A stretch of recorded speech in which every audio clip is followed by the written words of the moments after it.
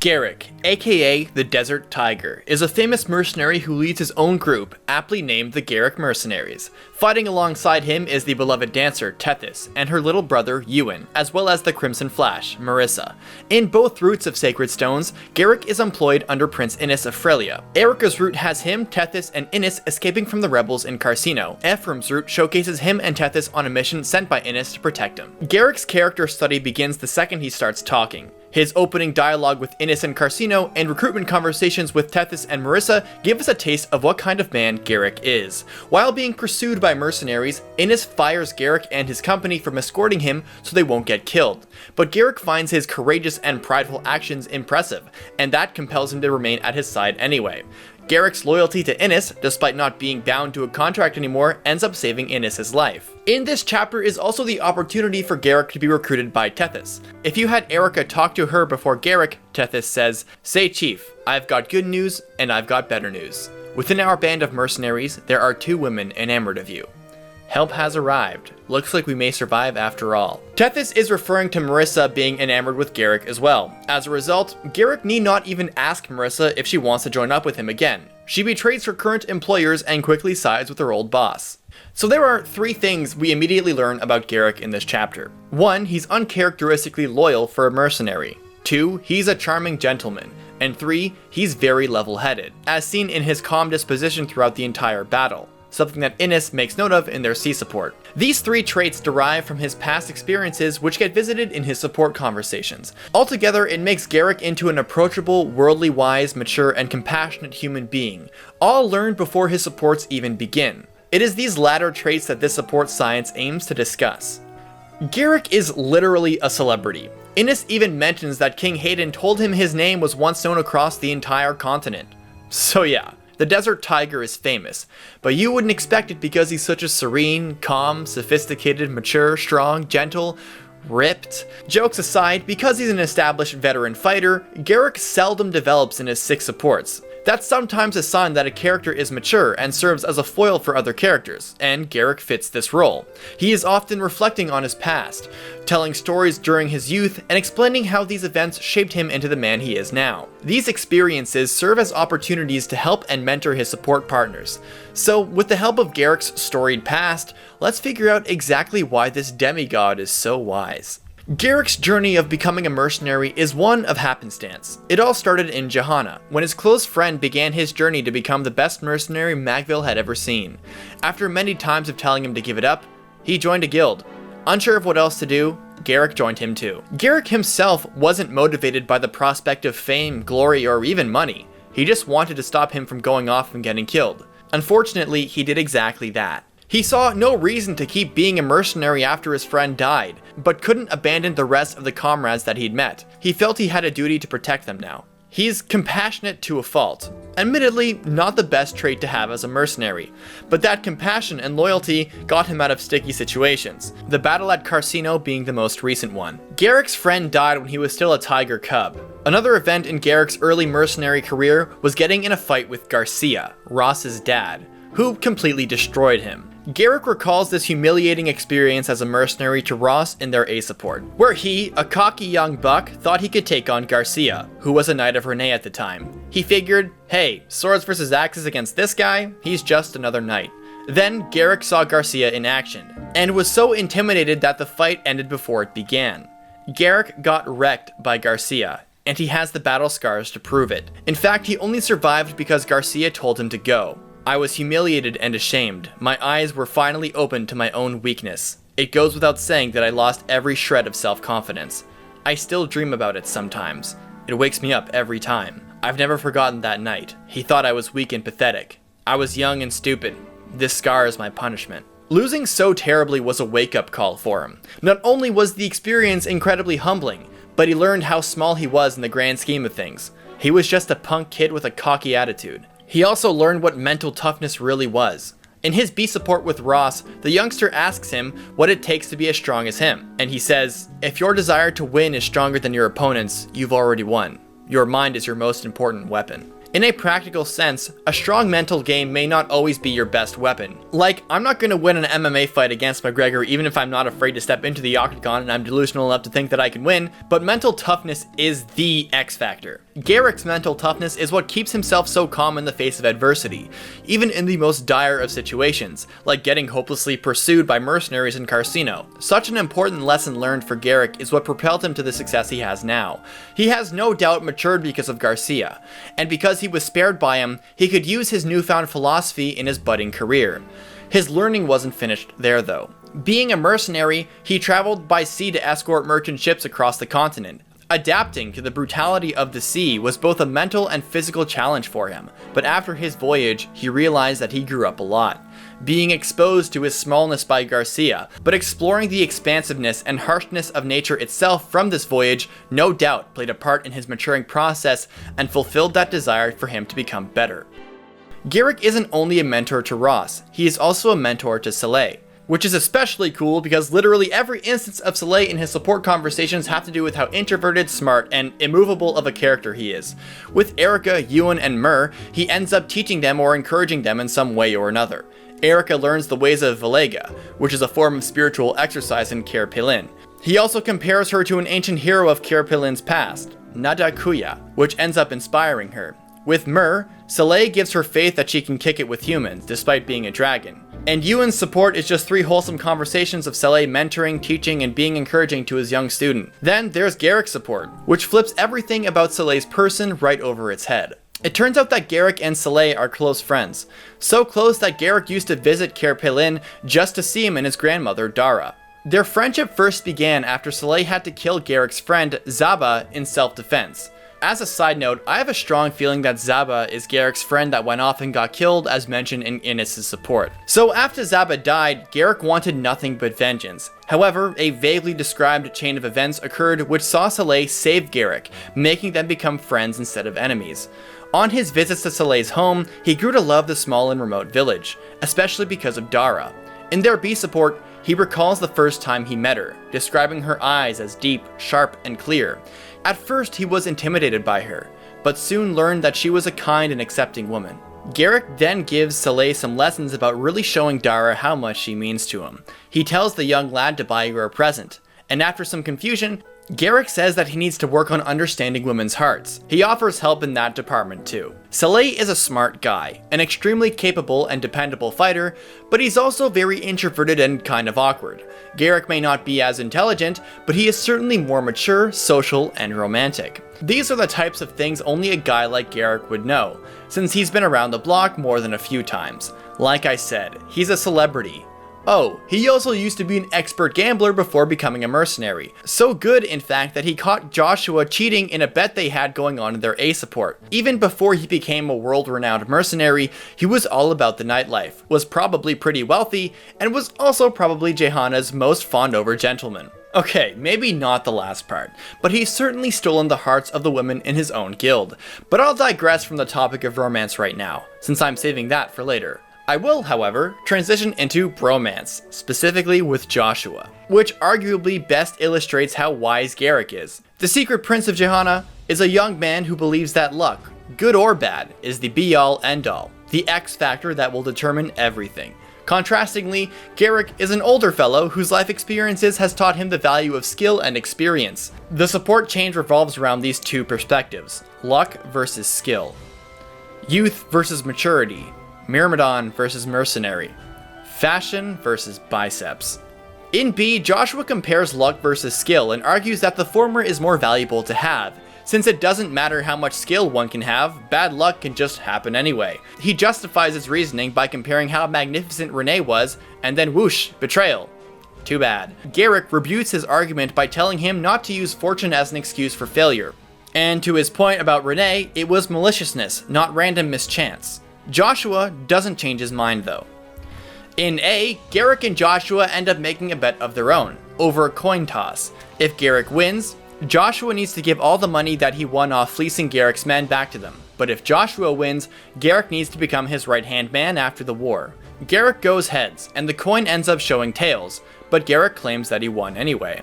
It turns out that Joshua cheated, and has been cheating the entire time. Gerik could figure this out because, as I mentioned before, he used to gamble a lot back before he became a mercenary, and knows every trick in the book, including a trick as petty as swapping out a real coin for a fake. Joshua chalks up Gerik pulling a fast one on him as misfortune, but Gerik cuts him off and tells him that he was simply out of his league. The entire luck versus skill contest ends here. Gerik proves that he was right. It really wasn't bad luck that got the best of Joshua. Garrick's just skilled and experienced enough at Joshua's own game that he ended up winning the bet. It's a learning lesson for him, and even though he's still a bit stubborn about Garrick's point over skill versus luck, he does do something at the end of their A support that shows that he's learned something. Joshua challenged Gerik to a duel after the war, and if he wins, Gerik will work for him. So instead of a bet based on luck, it's based on skill. Joshua's defeat and his concession at the end are caused by Gerik teaching him a lesson. It also shows that Gerik is far ahead of Joshua in life. Joshua and Gerik come from the same world and share similar outlooks on life. They're both pretty laid back, perceptive, and smart. The biggest difference is age and maturity. Joshua is a younger man who wants to go on adventures and see the world as it is, not sequestering in a castle, observing people below him. Garrick, on the other hand, already does all of this. Garrick is almost like Joshua's idol. In their paired ending, their duel ends in a draw, and he ends up going along with Joshua anyway, and he never leaves his side. They stay boys for life, and it seems like Garrick becomes his retainer and mentor. It's Garrick's skill that propels his support with Joshua as it does with Innes. Similarly, it's his mentorship and experience that propels his support with Soleil and Ross. Joshua's bromance is great, but it's certainly not the only times we see Garrick showing affection. Like I said before, it's established from Tethys in her recruitment that Garrick stole the hearts of both Marissa and herself. Garrick is basically a Casanova from his supports with Soleil. Marissa's support with him gives us a more sensitive and caring side of him, while his support with Tethys shows a new side of Garrick, which is open, introspective, and vulnerable. Garrick towards Marissa is a healthy mix of being a genuinely caring commander as well as being a bit of a flirt. He expresses concern over her health and well-being, then mentions how beautiful she is, while also suggesting that she could be better off being more sociable. His suggestion wasn't meant to be taken seriously, but Marissa nonetheless applies his advice and tries to be more social. So, like Tharia practices to be normal to Robin and fails miserably, Marissa hilariously fails at being more outgoing. Unable to hold in his laughter, Marissa scurries away in embarrassment. In A, he tries to make it up to her by apologizing for not being sensitive enough to her feelings, and then offers to buy her anything she wants. She tells him to forget it and follows up by saying he's too soft and too nice of a leader. And then sparks start to fly and Marissa tries to tell him but not exactly tell him that she wants him, or something. Garrick probably knows what she wants, but she's just denying it because she's shy. Marissa doesn't have many men in her life who are even close to as supportive as Garrick is. Her upbringing was in Jehana, a brutal and ruthless place to grow up in, with the mercenary life being one of the few ways to rise to the top. And on top of that, she wants nothing more but to escape the shadow of her famous mercenary father. Garrick is a super nice and chill guy whose loyalty, sympathy, and kindness to others contrasts with the Jehanan lifestyle. He's also the answer to her daddy issues, too. Probably. Tethys' attraction to Garrick is a lot more relatable, and a lot more fun to read. It's mostly because Tethys really embraces the seemingly laid-back personality that Jehanans have. In fact, Marissa seems like the exception. Joshua, Kalok, and Tethys are all madly chill, and even though Garrick isn't directly from Jehana, he still embraces that personality. Anyway, the first half of their C support is Garrick flirting with Tethys, complimenting her on her figure and how helpful her dancing is. He then asks her when she first started to dance, but Tethys changes mood quickly and asks if they can just drop the subject for now. In B, Tethys feels comfortable enough to disclose her past to him, revealing that she learned to dance by emulating a street dancer and practicing over and over. She was initially clumsy and terrible and ended up with cuts and bruises all over, but refused to cry so Ewan wouldn't cry. She admits to not telling the story often, but because he's the chief, he should know. In return, their A support has Garrick reflecting on his dreadful battle against Garcia, and how his giant scar is simply karma that he needs to live with. Garrick might seem happy-go-lucky and cool as a cucumber, but he looks back on that fight with shame, and he still does. He believes that it is punishment for his actions, as if the scar he has is a scathing emblem of his youthful arrogance. Tethys makes him realize that it's not, and instead, something he should be proud of. because without it, he would never have made so many friends, experienced all of these things, and of course, would never have met her. This is the moment where they basically profess their love to each other. But Garrick is not some beta male who stumbles on his words about how he feels about her, he just drops this gem. I've got a life to enjoy and good companions. All that and a wonderful woman to love. It makes Tethys swoon, and they legit get into it in the middle of battle. Friggin' nice, dude. Likewise, Tethys. Honestly, this support is all around so fun to read. Tethys and Garrick both show here that they're positive people, but they both have tough experiences that they fought through and came out better for. Tethys maintains her upbeat, cheerful, and flirtatious personality throughout, and Garrick actually develops smoothly from his struggle to accept his failure against Garcia. Even more though, is that Garrick's inner conflict is much easier to approach than other backstories. He just messed up badly once and thought he had to pay the price, and is wiser now. There's no, my parents were killed by bandits cliche. He's just a dude who messed up. I've messed up a ton of times and I matured out of it too. Bang, I can relate to this guy. Garrick learns a similar lesson from Ross in their A support as well, where Ross takes Garrick's loss to his father and looks at it like a gift. Because if it never happened, Garrick would have never been such a great warrior himself. Tethys is attracted to Garrick for the same reason that Marissa is, and honestly for the same reasons I have a man crush on him. The key difference between Marissa and Tethys though is that these two have actual chemistry on screen together. They're both cool, they're both flirtatious, they're both adults. Them both showing emotional vulnerability makes their relationship and even their romance feel perfectly natural. Tethys has a reason to love Garrick, and Garrick has a reason to love Tethys, and consequently, it makes their on-screen hookup on the battlefield come off significantly more natural than like 95% of Awakenings and Fates' S supports. It seems like Garrick has gone through and risen above all types of adversity he could possibly have as a mercenary. He's lost friends and had to endure through his own mistakes. Most of the time, he rises above these challenges and becomes a more mature, skilled, and well-rounded person. The lesson he learns about Tethys, to be optimistic about his failure instead of being ashamed of it, indicates that Garrick has personal conflicts that he alone cannot resolve. And if not for Tethys and Ross, he wouldn't be able to get over his failure. The most difficult personal conflict he has yet to overcome isn't from Garcia though. In fact, that entire conflict is peanuts compared to something that troubles Garrick so much that it can't even be resolved by people like Tethys or Ross. Garrick is an established and colored mercenary, and yet behaves like the most well-natured man around. Consider the mercenary warriors of Jehana. Joshua is self-interested and cynical. Marissa is quiet, battle-focused, and determined. Kalok is brutal and motivated. Garrick is friendly, good-natured, and caring. His person shouldn't be able to coexist with this line of work, and in fact, it doesn't. It's sadly ironic, but Garrick's biggest character flaw is himself. The thing is, I can't stand to see my friends die, but if you're in this business long enough, people around you get killed. It happens. The only thing you can do is keep moving forward and try not to think about it. So yes, I'd have a problem if you got yourself killed.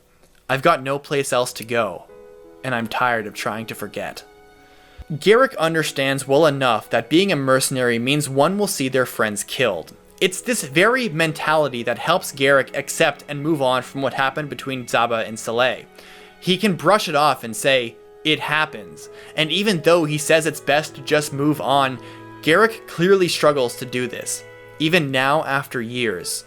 It's hard for him because his nature is at odds with what he's doing. He's a compassionate man who values friendship.